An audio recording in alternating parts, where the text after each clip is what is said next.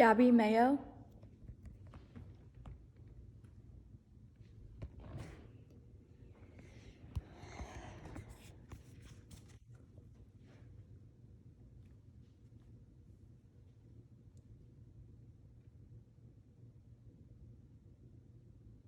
Picture this. You're in your room scrolling through Facebook when your mom calls you down for dinner. You say, "I'll be a minute," but we all know 1 minute turns into 10. When you finally come down for dinner, you see everyone on their phones just staring absently. Before you know it, the whole dinner is over and you go back to your room. The next night, you come down for dinner, waiting for your food, when you see a game on the table. Your mom says, "Okay, everyone, put your phones down. Tonight, we're gonna play a game." We can all relate to this.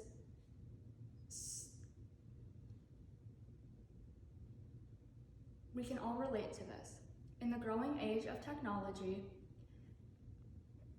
it is hard to put it away sometimes.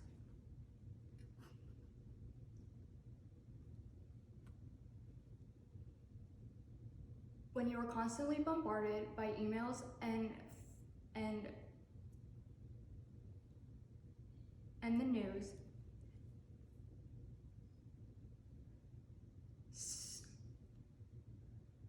spending time with family is more important than ever.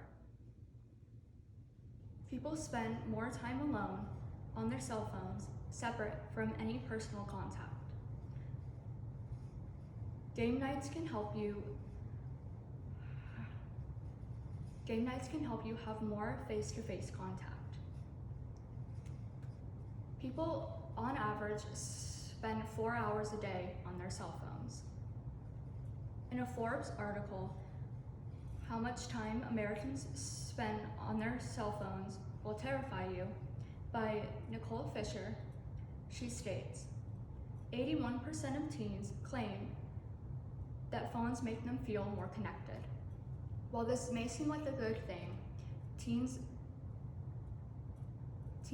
social skills are lowering. Rather than talk on the phone,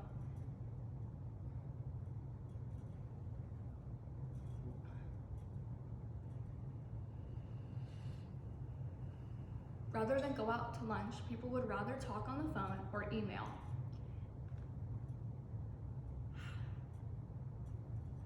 Having that personal contact is more personal and intimate than just talking on the phone. While limited screen time can be a learning opportunity, children need more face-to-face contact. Nicole Fisher states, for ages 2 and above, there is sufficient evidence to suggest that screen time is permissible, but that multiple developmental and health concerns exist for young children who use devices multiple hours a day. Technology can be a blessing and a curse. We have all of this knowledge at our fingertips, and before we know it, the day is done and multiple hours have passed. Now that I have talked to you about how screen time can affect your social skills, I will now talk to you about how something as simple as having a family game night can help you put down that cell phone. Game nights can help you reconnect with family and friends. In a PBS article called bringing back Family Game Night, published on July 23rd, 2015. The authors say there are benefits to Family Game Night. They state, games are good for motor skills, can lead to better grades, can help your kids solve problems, is great for bonding, and is just plain fun. This quote gives examples on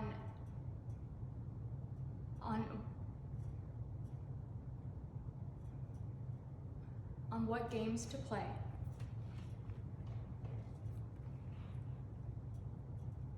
For example, for good motor skills, you can play Operation or Jenga. For better grades, Connect 4 or Scrabble. For problem solving, Monopoly or chess. And for bonding, just anything that puts you in the same room together. Now that I have talked to you about how Family Game Night is beneficial, I want to talk to you about my own experiences.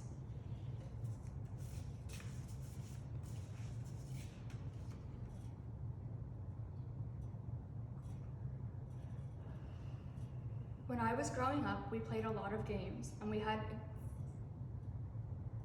and when we had people over or parties, we tried to incorporate a game into the night. I remember this one time when my little sister and I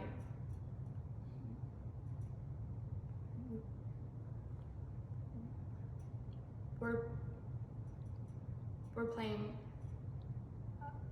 a game, and she got really mad that she was losing, and she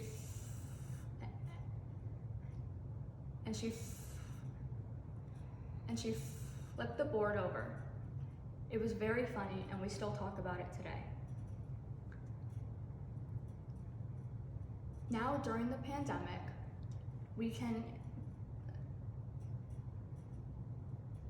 playing games does not have to end. In the article, From Bar Playing to Fantasy Role Playing, Zoom is the world's new game room, published on March 26, 2020, it says, "We must find ways to play with each other. It is nourishing for our souls." Always being in your room alone can cause loneliness and poor social skills. People spend 4 hours a day on their cell phones, and Nicole Fisher states, "It's the amount of time we spend on screens, TV, computers, tablets, and phones at home that are wreaking havoc on our bodies, brains, and personal relationships." Games can teach us motor skills and good sportsmanship. I hope to continue having game nights with my own family and continuing this tradition when I have a family of my own.